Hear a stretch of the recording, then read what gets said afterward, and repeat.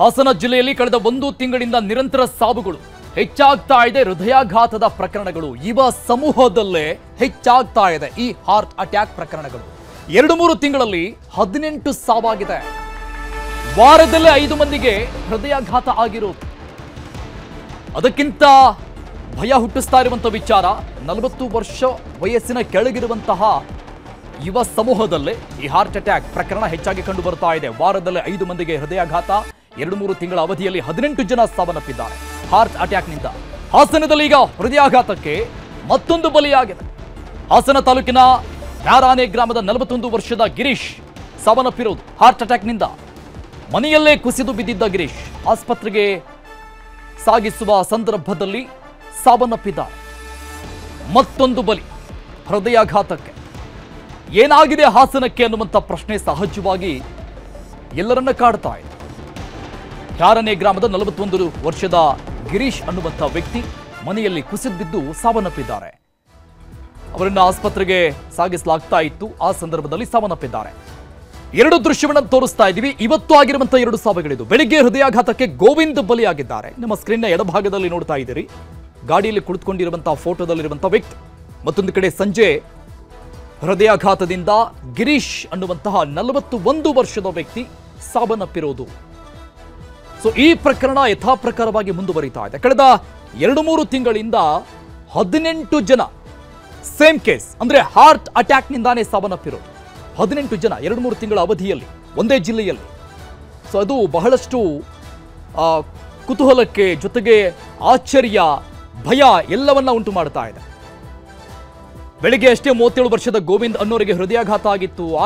ಆಟೋವನ್ನ ಓಡಿಸುವಂತ ಸಂದರ್ಭದಲ್ಲಿ ಎದೆನೋವು ಕಾಣಿಸ್ಕೊಂಡಿತ್ತು ಅವರಿಗೆ. ಆಟೋ ಚಲಾಯಿಸಿಕೊಂಡು ಅವರೇ ಆಸ್ಪತ್ರೆಗೂ ಕೂಡ ಹೋಗಿದ್ರು. ಆದರೂ ಕೂಡ ಟ್ರೀಟ್ಮೆಂಟ್ ಕೊಡುವಂತ ಸಂದರ್ಭದಲ್ಲಿ ಸಾವನ್ನಪ್ತಾರೆ. ಇನ್ನು ಜೂನ್ 22ರಂದು ಸಮಾಜ ಸೇವಕ ನಿಷಾದ್ ಅಹಮದ್ 35 ವರ್ಷ ಇವರಿಗೆ, ಅವರಿಗೂ ಕೂಡ ಹಾರ್ಟ್ ಅಟ್ಯಾಕ್ ಆಗಿ ಬಲಿಯಾಗಿದ್ರು. ಇವರು ಕೊರೋನಾ ಸಂದರ್ಭದಲ್ಲಿ 10ಕ್ಕಿಂತ ಹೆಚ್ಚು ಜನ ಶವಗಳನ್ನ ಶವ ಸಂಸ್ಕಾರ ಮಾಡಿದ್ರು. ವಾಂತಿ ಭೇದಿ ಅಂತ ಹಾಸನದ ಖಾಸಗಿ ಆಸ್ಪತ್ರೆಗೆ ದಾಖಲಾಗಿದ್ರು. ಸಾವನ್ನಪ್ತಾರೆ. Reason heart attack. In June 26 ಹಾಸನ ಮೂಲದ ಸುಪ್ರಿಯಾ ಬೆಂಗಳೂರಲ್ಲಿ ಕೆಲಸ ಮಾಡ್ತಾ ಇದ್ರು. ಬೆಂಗಳೂರಲ್ಲೇ ನೆಲೆಸಿದ್ರು. ಹೃದಯಾಘಾತದಿಂದ ಸಾವನ್ನಪ್ಪಿದ್ದಾರೆ. 22 ವರ್ಷ ಇವರಿಗೆ. 22 ವರ್ಷದ ಯುವತಿ ಸುಪ್ರಿಯಾ ಹಾರ್ಟ್ ಅಟ್ಯಾಕ್ನಿಂದ ಸಾವನ್ನಪ್ಪಿದ್ರು. ಹಾಸನ ಜಿಲ್ಲೆ ಹೊಳೆನರಸೀಪುರ ತಾಲೂಕಿನ ಕಟ್ಟಳ್ಳಿ ಗ್ರಾಮದ ಕೃಷ್ಣಮೂರ್ತಿ ಮತ್ತು ರೂಪಾ ಅವರ ದಂಪತಿ ಮಗಳು ಸುಪ್ರಿಯಾ. ವಿಶೇಷ ಅಂದ್ರೆ ಅವರು ಹಾಸನ ಮೂಲದವರು, ಬೆಂಗಳೂರಲ್ಲಿ ವಾಸ ಇದ್ರು. ಇನ್ನು ಜೂನ್ 27ರಂದು ಹಾಸನದ ಪೆನ್ಷನ್ ಮೊಹಲ್ಲಾ ನಿವಾಸಿ 51 ವರ್ಷ ಮಂಜುನಾಥ್ ಇವರು ಕೂಡ ಹಾರ್ಟ್ ಅಟ್ಯಾಕ್ನಿಂದ ಸಾವನ್ನಪ್ಪಿದ್ದಾರೆ. ಈ ಬಗ್ಗೆ ಮಾತನಾಡೋದಕ್ಕೆ ಡಾಕ್ಟರ್ CN ಮಂಜುನಾಥ್ ಅವರು ಸಂಪರ್ಕದಲ್ಲಿದ್ದಾರೆ. ಸರ್ ನಮಸ್ಕಾರ. ನಮಸ್ತೆ ಸರ್, ಇದು ಬಹಳಷ್ಟು ಗಂಭೀರವಾದಂಥ ವಿಚಾರ ತಮ್ಮ ಗಮನಕ್ಕೆ ಬಂದಿರುತ್ತೆ. ಎಸ್ಪೆಷಲಿ ಒಂದು ಆಶ್ಚರ್ಯಕರ ರೀತಿಯಾದಂಥ ಬೆಳವಣಿಗೆ ನಡೀತಾ ಇದೆ.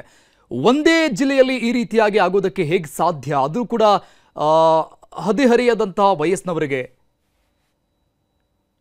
ಇದು ಏನಾಗಿದೆ, ನಮ್ಮ ದೇಶದಲ್ಲಿ, ಭಾರತ ದೇಶದಲ್ಲಿ ಮತ್ತು ನಮ್ಮ ಕರ್ನಾಟಕದಲ್ಲಿ, ಒಟ್ಟಾರೆ ಭಾರತ ದೇಶದಲ್ಲಿ ಪ್ರತಿ ವರ್ಷ ಹೃದಯಾಘಾತದಿಂದ ಮತ್ತು ಹೃದಯ ಸಂಬಂಧಿ ಕಾಯಿಲೆಯಿಂದ 30 ಲಕ್ಷ ಜನ ಸಾವನ್ನಪ್ತಾ ಇದ್ದಾರೆ. ಓಕೆ.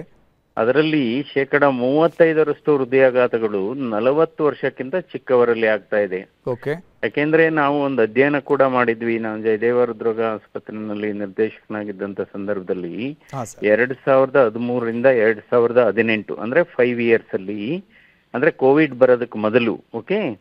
ಸೊ ಆ ಸಂದರ್ಭದಲ್ಲಿ ಸುಮಾರು 5,500 ಯಂಗ್ ಹಾರ್ಟ್ ಅಟ್ಯಾಕ್ ಪೇಷಂಟ್ಸ್ ನಾವು ಟ್ರೀಟ್ ಮಾಡಿದ್ವಿ. ಅದರಲ್ಲಿ ನಾವು ಅನಲೈಸ್ ಮಾಡಿದ್ವಿ ಯಾವ ಕಾರಣಕ್ಕೆ ಏನೇನ್ ಬರುತ್ತೆ ಅಂತ. ಎಲ್ಲರಿಗೂ ಗೊತ್ತಿರಾಗೆ ಈಗ ರಿಸ್ಕ್ ಫ್ಯಾಕ್ಟರ್ಸ್ ಹೃದಯಾಘಾತಕ್ಕೆ ಯಾವುದು, ಧೂಮಪಾನ, ಅತಿಯಾದ ಮದ್ಯಪಾನ, ಸಕ್ಕರೆ ಕಾಯಿಲೆ ಅಥವಾ ಕೊಬ್ಬಿನಾಂಶ ಜಾಸ್ತಿ ಇರತಕ್ಕಂಥದ್ದು, ನಂತರ ವ್ಯಾಯಾಮ ಇಲ್ಲದೆ ಇರತಕ್ಕಂಥದ್ದು, ಇದೆಲ್ಲ ಗೊತ್ತಿರತಕ್ಕಂಥ ಕಾರಣಗಳು. ಅಂದ್ರೆ ಇನ್ನೊಂದು ಅಂಶ ಅದರಲ್ಲಿ ನಮ್ಮ ಅಧ್ಯಯನದಲ್ಲಿ 17% ಹೃದಯಾಘಾತ ಆದವರಲ್ಲಿ ಅವರಲ್ಲಿ ಅನುವಂಶೀಯತೆ ಅಂದ್ರೆ ಸ್ಟ್ರಾಂಗ್ ಫ್ಯಾಮಿಲಿ ಹಿಸ್ಟ್ರಿ ಇತ್ತು. ಅಂದ್ರೆ ಸ್ಟ್ರಾಂಗ್ ಫ್ಯಾಮಿಲಿ ಹಿಸ್ಟ್ರಿ ಯಾವಾಗ ತಗೊಂತೀವಿ ಅಂದ್ರೆ, ಯಾವುದೇ ಕುಟುಂಬದಲ್ಲಿ 50 ವರ್ಷಕ್ಕಿಂತ ಚಿಕ್ಕವರಲ್ಲಿ ಹೃದಯಾಘಾತ ಆದಂತ ಸಂದರ್ಭದಲ್ಲಿ ಅಂತ ಫ್ಯಾಮಿಲಿ ಮೆಂಬರ್ಸ್, ಕುಟುಂಬ ಸದಸ್ಯರಿಗೆ ಹೃದಯಾಘಾತದ ಪ್ರಮಾಣ 5 ಪಟ್ಟು ಜಾಸ್ತಿ ಇರುತ್ತೆ. ಅದೊಂದು ಕಾರಣ ಆಯ್ತು. ಇನ್ನೊಂದು, ತಾವೆಲ್ಲ ಹೇಳಿದಾಗೆ ಸುಮಾರು 25% ಈ ಯಂಗ್ ಹಾರ್ಟ್ ಅಟ್ಯಾಕ್ ಪೇಷಂಟ್ಸ್ ಅಲ್ಲಿ ಯಾವುದೇ ಈಗ ನಾನು ಹೇಳಿದಂತ ಕಾರಣಗಳು ಇರಲಿಲ್ಲ. ಹೃದಯ ಅಂದ್ರೆ ಸಕ್ಕರೆ ಕಾಯಿಲೆ ಇಲ್ಲ, ಸ್ಮೋಕಿಂಗ್ ಇಲ್ಲ, ಅಥವಾ ಮದ್ಯಪಾನ ಇಲ್ಲ. ಸೊ ಆವಾಗ ಈಗ ಏನಾಗಿದೆ, ಈ ಒತ್ತಡ ಅನ್ನೋದು ಕೂಡ ಒಂದು ಹೊಸ ರಿಸ್ಕ್ ಫ್ಯಾಕ್ಟರ್ಸ್. ಅತಿಯಾದ ಒತ್ತಡ, ಸ್ಟ್ರೆಸ್ ಅಂತ ಏನ್ ಹೇಳ್ತೀವಿ, ಲೈಫ್ ಸ್ಟೈಲು ಸ್ಟ್ರೆಸ್ ಕೂಡ ಒಂದು. ಆಹಾರ ಪದ್ಧತಿ ಬದಲಾವಣೆ ಆಗಿದೆ, ಆಹಾರ ಪದಾರ್ಥ ಬದಲಾವಣೆ ಆಗಿದೆ. ನಂತರ ಎಲ್ಲಾ ಪ್ರಪಂಚ ಬಹಳ ವೇಗವಾಗಿ ಹೋಗ್ತಿದೆ, ಎಲ್ಲ ಒತ್ತಡ ಜಾಸ್ತಿ ಇದೆ. ಅದಕ್ಕೆ ನಾವು ಇವತ್ತು ಸ್ಟ್ರೆಸ್ನ ಒತ್ತಡವನ್ನ ಹೊಸ ಧೂಮಪಾನ ಅಂತ ಹೇಳ್ತೀವಿ. ಆಧುನಿಕ ಧೂಮಪಾನ ಸ್ಟ್ರೆಸ್ಸು. ಇವತ್ತು ಅತಿಯಾದ ಸ್ಟ್ರೆಸ್ಸು ನಾವು 5 ಸಿಗರೇಟ್ ಸೇದದಷ್ಟು ದುಷ್ಪರಿಣಾಮ ಆಗುತ್ತೆ. ಸೊ ಅದೊಂದು ಕಾರಣ. ಈಗ ನೀವು ಹಾಸನ ಜಿಲ್ಲೆದು ಹೇಳ್ತಾ ಇದ್ರಿ, ಈಗ 16 ಜನಕ್ಕೆ ಏನೋ ಆಮೇಲೆ ಇನ್ನೊಂದು ಏನಾಗಿದೆ, ಈಗ ನಾವು ಕೆಲವು ಮಾಧ್ಯಮದಲ್ಲೂ ನೋಡ್ತೇವೆ, 2 ವರ್ಷದ ಮಗುಗೆ ಹಾರ್ಟ್ ಅಟ್ಯಾಕ್ ಆಯ್ತಂತೆ, 4 ವರ್ಷದ ಆಯ್ತಂತೆ. ಅದೆಲ್ಲ ಹಾರ್ಟ್ ಅಟ್ಯಾಕ್ ಅಲ್ಲ. ಏನಾಗುತ್ತೆ, ಕೆಲವು ಮಕ್ಕಳಿಗೆ ಪ್ರತಿ 100 ಮಕ್ಕಳಲ್ಲಿ ಒಂದು ಮಗುಗೆ ಹುಟ್ಟಿನಿಂದಲೇ ಹೃದಯ ಸಂಬಂಧಿ ಕಾಯಿಲೆಗಳು ಬಂದಿರುತ್ತೆ. ಅದು ಹಾರ್ಟ್ ಅಟ್ಯಾಕ್ ಸಂಬಂಧಪಟ್ಟದ್ದಲ್ಲ. ಸೊ ಕೆಲವರಿಗೆ ಏನಾಗುತ್ತೆ, ಪ್ರತಿ 500 ಜನರಲ್ಲಿ ಒಬ್ರಿಗೆ ಬೈ ಬರ್ತೆ ಇದು ಹೃದಯದ ತೂಕ ಜಾಸ್ತಿ ಇರುತ್ತೆ, ಮಸಲ್ ಥಿಕ್ನೆಸ್ ಜಾಸ್ತಿ, ಹೃದಯದ್ದು ತೂಕ ಜಾಸ್ತಿ ಇರುತ್ತೆ. ಅದನ್ನ ಇಂಗ್ಲಿಷ್ ಅಲ್ಲಿ ಹೈಪರ್ಟ್ರೋಫಿಕ್ ಕಾರ್ಡಿಯೋಮಯೋಪತಿ ಅಂತ ಹೇಳ್ತೀವಿ. ಸೊ ಅಂತವ್ರು ಕೂಡ ಸಡನ್ ಆಗಿ ಡೆತ್ ಆಗ್ಬೋದು. ಕೆಲವರಿಗೆ ಎಲೆಕ್ಟ್ರಿಕಲ್ ಅಬ್ನಾರ್ಮಾಲಿಟೀಸ್ ಅಂತೀವಿ, ECG ನಲ್ಲಿ ವ್ಯತ್ಯಾಸ ಇರುತ್ತೆ. ಅಂದ್ರೆ ರಕ್ತನಾಳ ಚೆನ್ನಾಗಿರ್ತದೆ, ಅದು ಹೃದಯಘಾತ ಅಲ್ಲ. ಸೊ ಅದರಿಂದ ಇವತ್ತು ಕೆಲವರಿಗೆ ಸ್ಟ್ರೆಸ್ಸು ಬಹಳ ಮುಖ್ಯವಾದದ್ದು. ನಂತರ ಇತ್ತೀಚಿನ ದಿನಗಳಲ್ಲಿ ಈ ನಾರ್ಕೋಟಿಕ್ ಡ್ರಗ್ಸ್ ಸೇವನೆ ಮಾಡ್ತಾರೆ ಕೆಲವರು.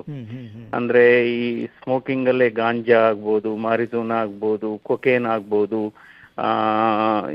ಅದರಿಂದನೂ ಕೂಡ ಕೆಲವರಿಗೆ ಬಹಳ ಹಾರ್ಟ್ ಅಟ್ಯಾಕ್ ಆಗ ಚಾನ್ಸಸ್ ಇರುತ್ತೆ.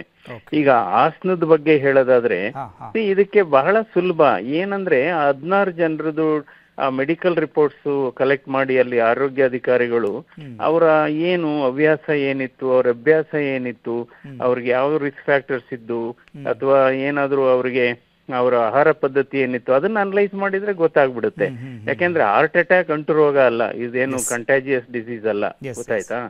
ಸೊ ಆಮೇಲೆ ಈಗ ಇನ್ನೊಂದು ಬಹಳ ಮುಖ್ಯವಾದ ಅಂಶ ಅಂದ್ರೆ ವಾಯು ಮಾಲಿನ್ಯ. ಇತ್ತೀಚಿನ ದಿನಗಳಲ್ಲಿ ವಾಯು ಮಾಲಿನ್ಯ ಕೂಡ ಒಂದು ಪ್ರಮುಖ ರಿಸ್ಕ್ ಫ್ಯಾಕ್ಟರ್ ಆಗಿ ಹೊರಹೊಮ್ತಾ ಇದೆ. ನಂತರ ಫ್ಯಾಟಿ ಲಿವರ್ ಅಲ್ಲಿ ತುಂಬಾ ಫ್ಯಾಟ್ ಅಕ್ಯುಮುಲೇಟ್ ಆದ್ರೂ ಕೂಡ ಈ ಕಾಯಿಲೆಗಳು ಸ್ವಲ್ಪ ಜಾಸ್ತಿ ಆಗ್ತಾ ಇರುತ್ತೆ. ಸೊ ಹೀಗಾಗಿ ಒಟ್ಟಿನಲ್ಲಿ ಭಾರತ ದೇಶದಲ್ಲಿ ಯುವಕರಲ್ಲಿ, ಮಧ್ಯವಯಸ್ಕರಲ್ಲಿ ಹೃದಯಘಾತ ಜಾಸ್ತಿ ಆಗ್ತಾ ಇದೆ. ಈ ಸಣ್ಣ ಮಕ್ಕಳಲ್ಲಿ 2 ವರ್ಷ 4 ವರ್ಷದಲ್ಲಿ. ಆಮೇಲೆ ಏನಾಗಿದೆ, ಕೆಲವ್ರಿಗೆ ಬೇರೆ ಬೇರೆ ಕಾಯಿಲೆಗಳಿರುತ್ತೆ. ಅಲ್ಟಿಮೇಟ್ಲಿ ಯಾವುದೇ ಕಾಯಿಲೆ ಇರಲಿ, ಈಗ ಸಪೋಸ್ ಬ್ರೈನ್ ಟ್ಯೂಮರ್ ಅನ್ಕೊಳ್ಳೋಣ, ಅಥವಾ ಬೇರೆ ಸೋಂಕು ಡೆಂಗು ಫೀವರ್ ಅನ್ಕೊಳ್ಳೋಣ, ಅಲ್ಟಿಮೇಟ್ಲಿ ಅದು ಡೆತ್ ಆಗುವಾಗ ಹೃದಯನೇ ನಿಂತೋಗೋದು, ಕಾರ್ಡಿಯಾಕ್ ಅರೆಸ್ಟ್ ಅಂತ ಹೇಳ್ತಾರೆ. ಅದು ಹೃದಯಘಾತದಿಂದ ಕಾರ್ಡಿಯಾಕ್ ಅರೆಸ್ಟ್ ಆಗಿರಲ್ಲ, ಬೇರೆ ಕಾರಣದಿಂದ ಆಗಿರುತ್ತೆ. ಸೊ ಬೇರೆ ಈ ರೀತಿ ನಾವು ವಿಶ್ಲೇಷಣೆ ಮಾಡ್ಕೋಬೇಕಾಗುತ್ತೆ. ಡೆಫಿನೆಟ್ ಆಗಿ ನಾವು ಸ್ಟ್ರೆಸ್ ಕಡಿಮೆ ಮಾಡ್ಕೋಬೇಕು. ಥ್ಯಾಂಕ್ ಯು ಸರ್, ನೀವು ಸರ್ ಜೊತೆ ಮಾತನಾಡೋದಕ್ಕೆ ಥ್ಯಾಂಕ್ ಯು ಸರ್.